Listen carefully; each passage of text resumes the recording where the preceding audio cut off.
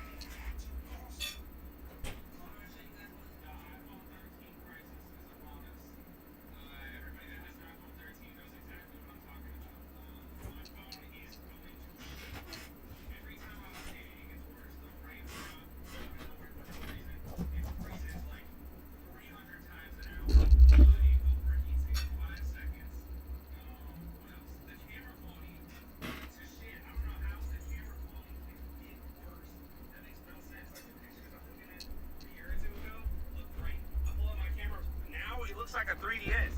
I don't get it. There's a Japanese phrase. And my dumb ass, my consuming American ass, is gonna go out and buy an iPhone 16. And the same thing's gonna happen. And then they just keep fucking me for my money. This is how they get you, bruh. I remember I used to have an iPhone 7 for years. It lasted years. These new phones are absolute poop. They're poop, bro. Apple, count your fucking days. The iPhone 13 crisis is upon us. There's a Japanese phrase, koi no yokan. There's no exact translation in English, but roughly it means the premonition of love. The feeling you get when you meet someone and something in you already knows. Not that you love them, that you will. It hasn't happened yet, but it's coming. It's not love at first sight. It's not instant. It's quieter than that. It's a knowing, a sense, an intuition. Like your future self already remembers this moment. You haven't fallen yet, but deep down, you know you will. Maybe tomorrow, maybe months from now, but something in you recognized them before your mind could explain why. How beautiful is that?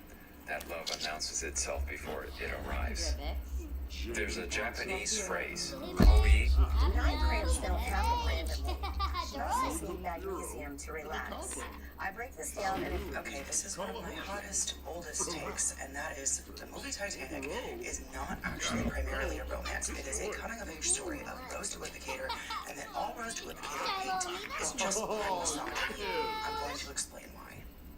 As you can see, I've provided my qualifications to speak on this topic. I'm 29 years old. I've been obsessed with this film since I was 14, so that gives me 15 years of just knowledge. First and foremost, addressing the door hate, which, by the way, I think it's a headboard. That's just my opinion. But anyway, there's a deleted scene that I really wish they had kept. In this scene, a middle-aged man swims up to Jack and Rose while Rose is already on the door. He asks Jack if he can try to get on the door with her, and Jack says, I will delete you if you try to do that, because if there are 2 people on the door, it will go under the water, and everybody will die. And even at the age of 14, I thought it was really dumb of people to not pick up on the fact that Jack chose to die for Rose. He very clearly tries to get onto the door with her. It almost capsizes. You see him take a distinct moment to nod to himself, and then he just stays in the water and focuses on comforting Rose.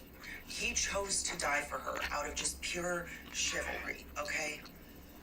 So, the thing is that he's meant to die because he's simply a plot device to further Rose's story, much like a lot of female counterparts of the male protagonists of many Hollywood films. There's a beautiful intended irony in the fact that if Jack and Rose never met 3 days before the crash, then he would still be alive and she would not.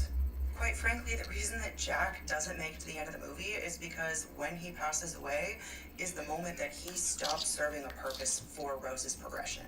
Jack's final words to Rose are that monologue where he tells her to never let go at the end, and then people stupidly, purposely misunderstand what he's saying, and they're like, but she lets go of his hand and lets him sink. Sorry, was she supposed to hold hands with a corpse forever? But the words that Jack says before he says never let go, he's saying, make this promise to me and never let go of that promise. And the promise is that she will go on to live her life and to have lots of babies and to do all of the things that they said they were going to do together. He is acknowledging he's not going to make it, but that he wants Rose to go live the life that they talked about living. And that's incredibly significant because just days earlier when they meet, Jack saves Rose from deleting herself, from throwing herself off the ship, because she is in an arranged marriage to a 30-year-old man. She's only 17. She has to do this because her family's out of money. She does not want to go on. Think about it. Rose wants to jump off of the ship to escape her life with her mother and Cal, but she jumps back onto the ship despite the fact that it is dangerous and she might die, because she wants to pursue life with Jack. And a lot of people point out also that they only knew each other for a couple of days. The fact that she's throwing everything away for him is ridiculous, but it's really more about the lifestyle and the perspective on the world that he presents to her. He inspires her and gives her the confidence to realize she can go out and live the life that she wants and say F you to Cal and her mom. His last words to Rose are a promise to fulfill that life that they talked about, because he is telling her, doubling down, don't you dare take your life because I'm gonna pass away. Don't you dare go back to Cal and your mother and live that life that's suffocating you just because I passed away. You go out and you get it done on your own. The thing that triggers this monologue is that Rose says, I love you. This is the one and only time either of them says, I love you in the entire film. And he starts saying, don't you do that. Don't you say your goodbyes. You are going to go on. He never once mentions himself. So what a lot of people don't realize is that Rose, old Rose, passes away in the final scene of the film. That is her going to heaven. Every character that she sees on the ship at the end passed away when it sank. And there's a very distinct shot before they enter the dream sequence where they slowly pan over all the photographs that old Rose insisted on bringing to the ship. The photos are of young Rose flying a plane. She's an actress. She rides a horse, not side saddle, which is a whole little cute conversation they have early on. She rides the roller coaster in Santa Monica like they said they were always going to do. She has lots and lots of children. She has her adult granddaughter taking care of her, so we know that. And basically, Rose fulfilled her promise to Jack in every single way, except getting rid of that last symbol of attachment to Cal and the life that she left behind, which is the heart of the ocean. So it was only suitable that she dropped it right over where the ship was, wrapped it all up, tied a bow on it, and then she went on her merry way. She fulfilled her promise, and she lived a fulfilling life. Not only should Jack, as a character, not be upsetting to anybody because he's just an inverted version of a very common misogynistic trope in Hollywood, which is the martyrdom or the pure support role of women characters when there's a male protagonist, because there's usually a male protagonist. So not only is that kind of like a cool progressive inversion of things, but Jack also dies a very chivalrous, very romantic death to save Rose. And as she says in her final monologue, I believe, as old Rose, she says, there was a man named Jack Dawson, and that he saved me in every possible way that a person can be saved. And then she talks about not even having a picture of him. So this person, in just 3 days, made such a monumental impact that shifted her entire life for the better. Like, that is a beautiful thing. But ultimately, the message is not fall in love and run away with a poor artist. It's live your life to the fullest. It's also really important to remind you guys that this took place in 1912. So being a woman on your own was a huge feat. Rose did it. Men are mad about it. And that is my TED Talk. Okay, this is one of my hottest, oldest takes, and that is the movie Titanic is not actually primarily a romance.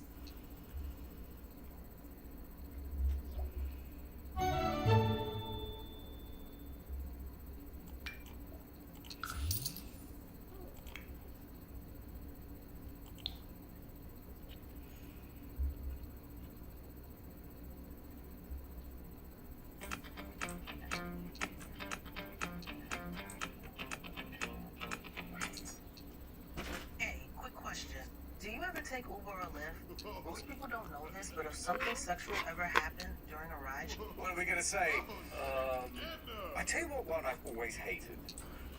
I've heard this one in like movies and stuff. Did it hurt? Huh? What? Did it hurt when you fell from heaven? And it's like, Yeah, it is annoying. that doesn't work on so many levels that I just like, I hate it. You should change it to. So, how many weeks in the ICU? See, that's better. Did you get intubated? Was there a colostomy bag? Did it hurt? There's something very crude about that. Yeah. It feels like threatening off the bat. And then the idea is someone fell from the sky, and you're like, oh, the main problem is that it hurts. Yeah. Instead of like that you've been pulverized Yeah. as you hit terminal velocity on the pavement. Because you're an angel, and it's just like, why don't you just say, hey, you're really good looking? Did you turn fall damage off? Because you're still alive after you fell from a great height. And I can't think of another way it would have worked. I think that is easily the worst pickup line. It's the knock knock who's there of pickup lines. It's the orange you glad I didn't say banana of pickup lines. Life without you is like a pencil without a lead, pointless. What about, like, did it hurt? when you washed up on the beach? When my coffee spilled on you after you fell from heaven? After my scalding I lost my pencil. You couldn't make... I lost my... Just cram them all in Did at you once. just scream I lost my... Aren't you glad I didn't ask you on the first date? Unless... There's a point to this, like my pencil. Knock, knock. Ad time. I'm Norman, and I'm running for office. And I need a vote from the common man, like you. I'll even shake hands. For too long, we've been followed around the internet by Marxists. It's time for something new. Vote for me, and I'll have some of them killed. Threat protection. 24/7 support. Servers in over 200 locations. He's not like the other candidates. He cares. See, even real women will testify that my 2-year plan plus 4 bonus months with a huge discount is the future of this nation. He's been there for it all. And he'll be there for you. Senator Max Spammer has been in office since the dot-com bubble, and all he's done is sell your personal info to the highest bidder. He's also gay, or straight, whichever the bad one is in current year. As Miss Teen America, give me 2 years plus 4 bonus months, and I'll go to his house and literally do a crime. It's a political campaign to inspire a generation. A happy good hope candidate for future tomorrow better. Not for bad old smelly worse yesterday. This old guy's practically on death's door, and he's had his YouTube account since the 1950s. But to watch the new Mr. Beast video, he has to scan his face? They're just gonna leak his biometrics anyway. Middle-class woman here just wanted to share a funny gif. But the UK government deemed that unsafe. She had her phone, her 9-gig account, and her asthma inhaler confiscated. I can't do anything about that. But how about 30-day money-back guarantee? Shop online from cheaper countries. Up to 10 different devices. Get 2 years plus 4 bonus months at nordvpn.com/incognito for democracy. Ad over.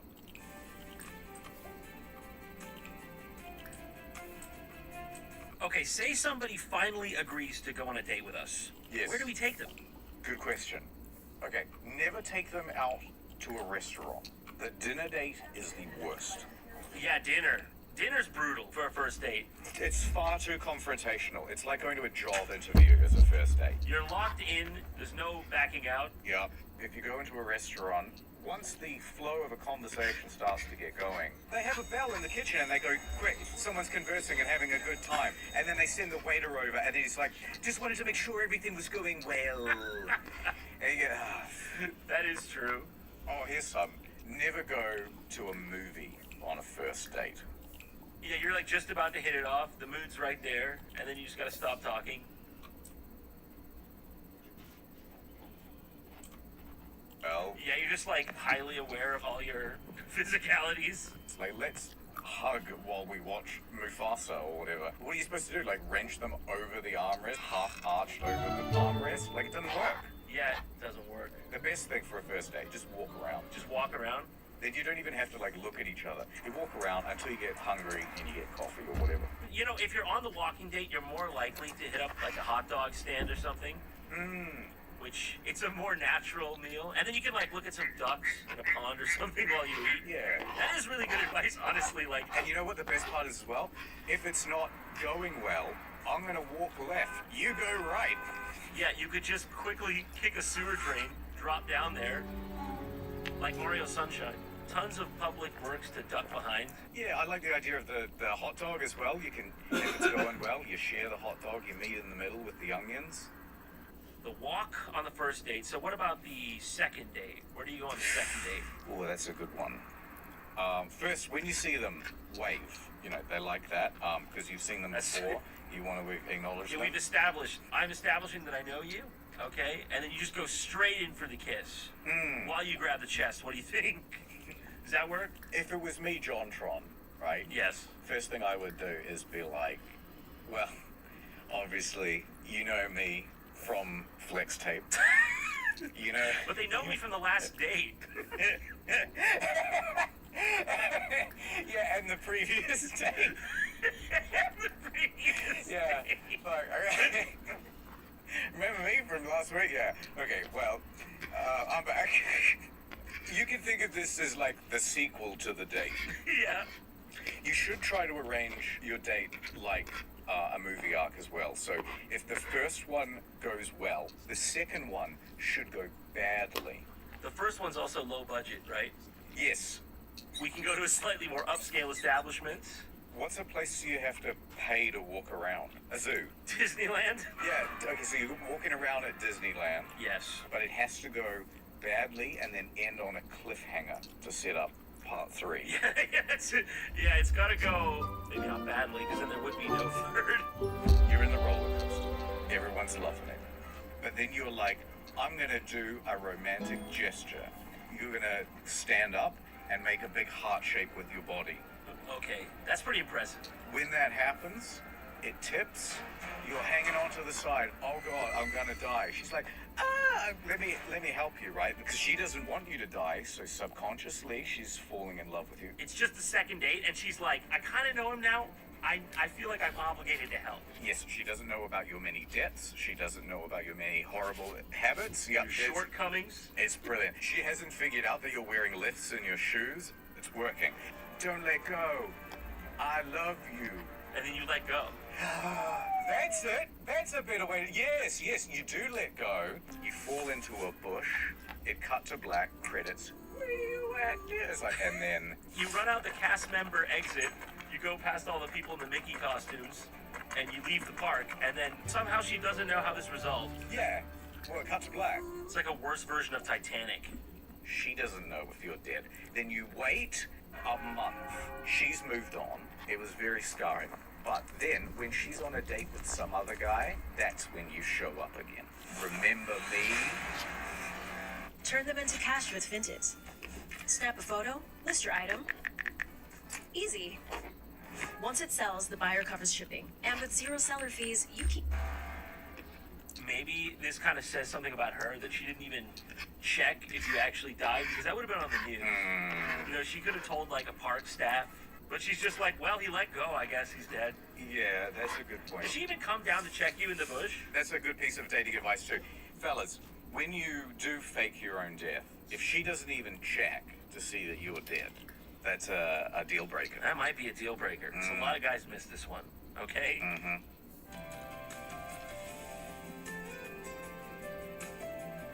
Here's the problem. We are going straight to, these are our stories. Real, real people, 60 minutes. But instead, what we should be doing is, Fake stories, 10 minutes.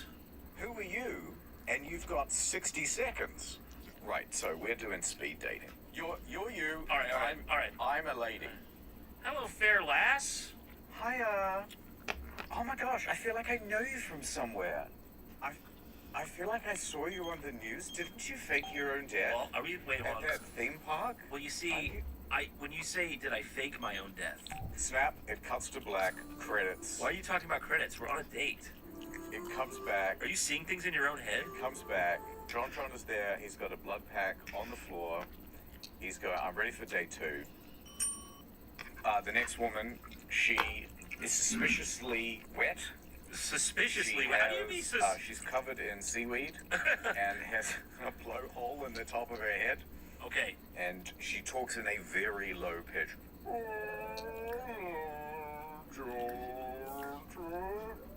Oh, nice to meet you. Hey, is that a vestigial feature? Ish? I don't want to have to keep doing the voice. Yeah, you know what? It is vestigial. I got a big septum piercing through it. You got it. Oh, you got it pierced. You got the blowhole pierced. I did. You ever seen a blowhole, by the way? I thought it would be like a golf course hole. Like, yeah. And then, but it's not. It's just It's really disappointing. It looks like the shape of when you cut off someone's nose. You think you're getting like a nice cute hole, and it's Skeletor. Yeah, terrible. Anyway, you put a septum piercing there. It really, Loving it. That's nice. And was Papa Whale proud? That's so rude. Was I'm not a whale. oh crap! This is what I get for assuming. This is why my last relationship broke up. I'm out of here. Just walks into like some like net. I'm not a whale. I just couldn't see it. That's all. A sailor comes and frees her mercifully. She sits down, takes off her headdress, scarab beetles, scutter away. Pour out. They simply flow out. Okay. All right, next. Sort of. No, I wanted to go somewhere with that. Oh, all right, come back. I'm swiping right here. Too late. She's gone. How about whoa, is that? No, I can't be Judge Judy. I would get sued. No, no, Judge Judy, get back here. Real stories, real people, real women. Judge Judy, pick me. I don't remember you sounding like that. That's not Judge Judy. You're not Judge Judy. You're someone else. I don't know how to do a Judge Judy impression. I don't know what she sounds like. Justice is blind, but so is love. Come here, you. Mrs. Judith Shandling. I'm just a sweet southern belle. And this is sort of how I imagine her accent, right? I put it on for TV. People would never believe I could be You can't ruthless. be the lady, Mr. Tron. You're the man. Why? Because I'm you're doing the the impression improv to man. you. Well, I'm I'm just- mirroring. I'm mirroring. Mr. Tron, you've been guilty of a serious crime. Not bringing me some flowers.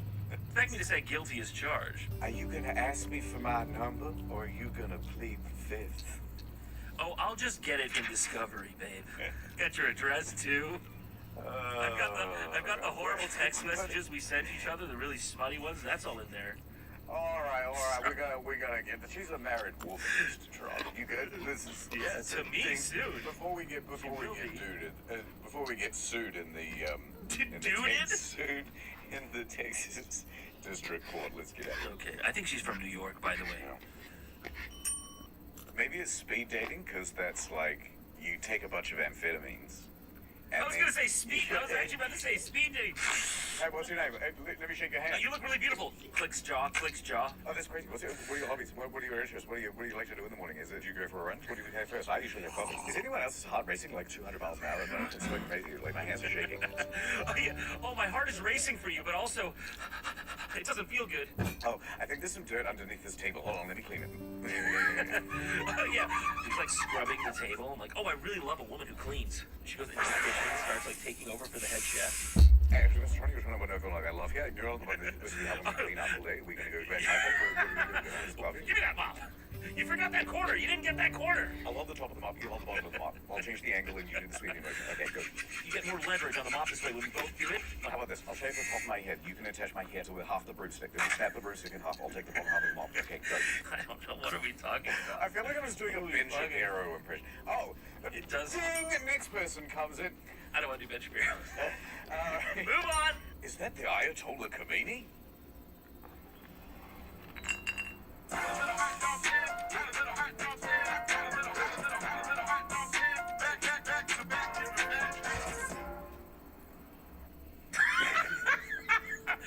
I shaved off the beard and I'm hiding You out. had asylum in France or something. Yeah, I don't speak you French. literally Please, Mr. Trump, pick me. go. I don't know. Ding, Why don't we just not do public figures? What are you saying? I don't know. Mr. Tron, can you hear the sound of the bottom of a barrel being scraped? Oh my god. Okay, listen, you've been making me date all these strange people. It's your turn now. Here they come. All right, yeah. In with the fine ladies. Ladies, please, have a seat. We're all forming a crowd at the door. Please, one at a time. She walks in. You notice a little trail of whipped cream behind her. She sits down. Go on. She's got whipped cream and cherries, a big banana in the mouth for a smile. Pineapple slices on her eyes. She says, I'm the food lady. Which part of me you eating first? Be careful what you answer. Be careful.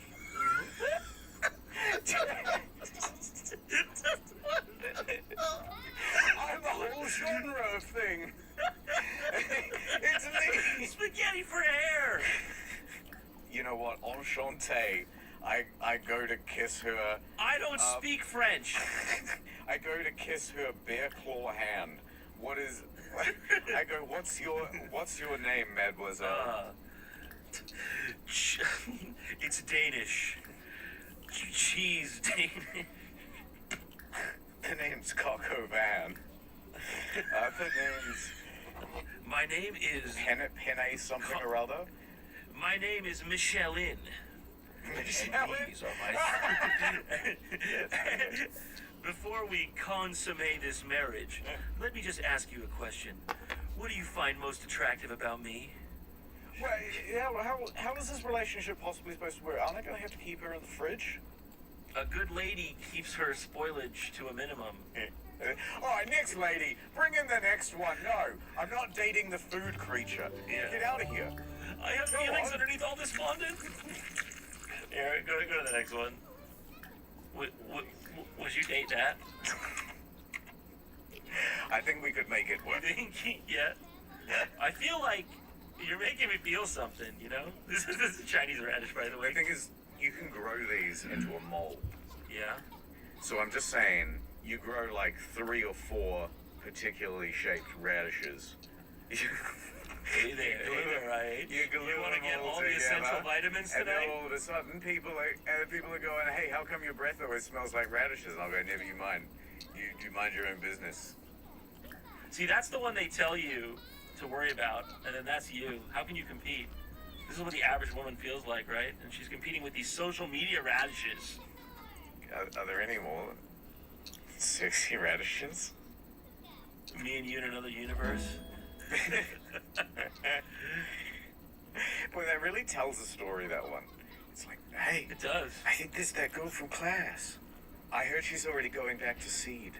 Yeah, I heard she's being replanted already. I don't fucking know. Also, this is when you have that's when you have your baby, Aw. and you're giving him his first bath. That's nice. You sure it's mine? Thanks again to NordVPN. Losing Kim Kardashian was Kanye's biggest mistake. They could have been a branded icon couple for years. That's what somebody said in a comment the other day, and I cannot stop thinking about it. The celebrity it couple is something nobody really talks about for what it actually is, which is one of the most effective marketing strategies in the entire entertainment industry. Sometimes it's real, sometimes it's completely manufactured, and sometimes it's this weird grey area in between where even the people involved might not fully know which one it is. So today we're pulling the whole thing apart. The money behind it, the psychology of why we fall for it every single time, and the patterns that once you clock them, you will not be able to unsee. Let's start with where the comment started, which is Kim Kardashian and Kanye West. Before Kanye came into the picture, Kim was already famous. Nobody's taking that away from her. Keeping Up with the Kardashians launched in 2007. By 2011, she was doing a sketchy Super Bowl commercial. She was very much a household name. But the thing is, she was a reality TV star. And the high fashion world did not take her seriously at all. Anna Wintour reportedly kept her off the Met Gala guest list for years, which, if you know anything about that world, that tells you everything about where Kim stood with the fashion establishment. Then she started dating Kanye in the spring of 2012, and genuinely everything about her public image started to shift. And I don't mean she just started to dress better, or not better, but in a different way that got attention. Kanye reportedly went into her closet and cleared out nearly everything she owned. We're talking about 250 pairs of shoes gone, leaving her with just 2 pairs. She's spoken about this publicly, said she was in tears over it, but he had this very specific vision for what her image could become.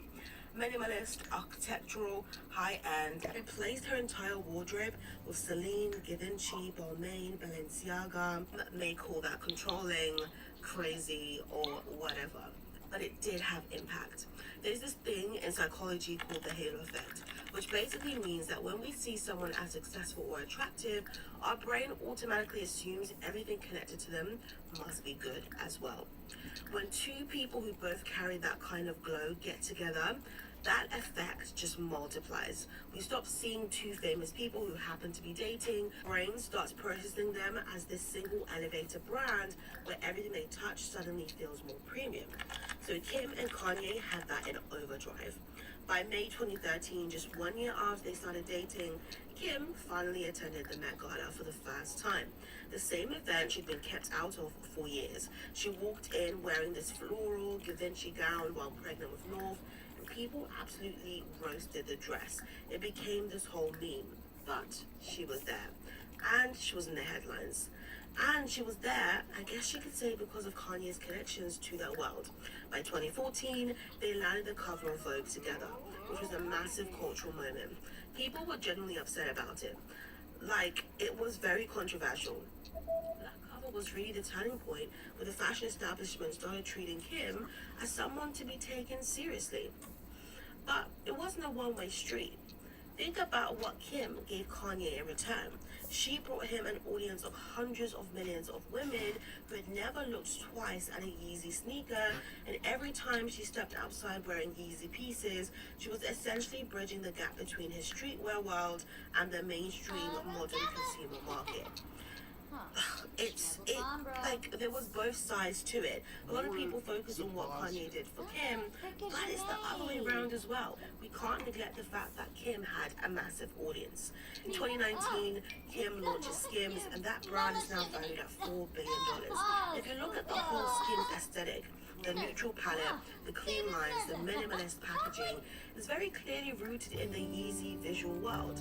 Kim herself has credited Kanye in 2019 with helping shape the brand's direction, calling him her ghost creative producer, saying he helped pick photographers, models, and colorways. There are even claims he drew the logo, though that's obviously been debated since then.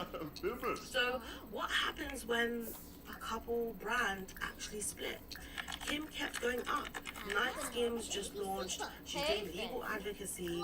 She's getting into acting. And as of literally the past week, she went Instagram official with Lewis Hamilton, a 7-time Formula One world champion, and her brand just keeps leveling up with every chapter. Kanye, on the other hand, has been in a free for all know what's been happening with Kanye. There's no need to dig deeper into it, so let's just move on. So what did I want us to really sit with is none of this whole celebrity couple branding works unless we participate in it. And we do, every single time. There's a reason we feel some sort of way when a celebrity couple we love breaks up. Fans develop these one-sided emotional connections where you genuinely feel like you know someone because you've been watching their stories, their date nights, their pregnancy announcements for years.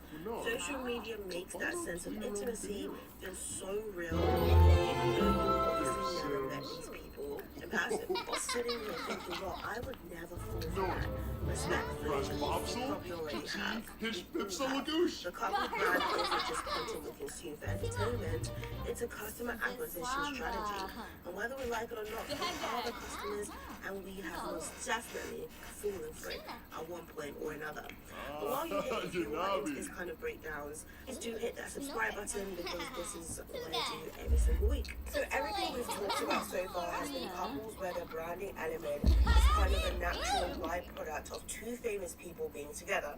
But now we need to talk about the other end of the spectrum, because the entertainment industry has an actual documented history for manufacturing couple buzz, and it's been around for a very long time. A Hollywood publicist has literally gone on the record describing how he's arranged public relationships between celebrities, not just rumors, but actual... what? Sorry, I thought I heard something. I had a notification go off.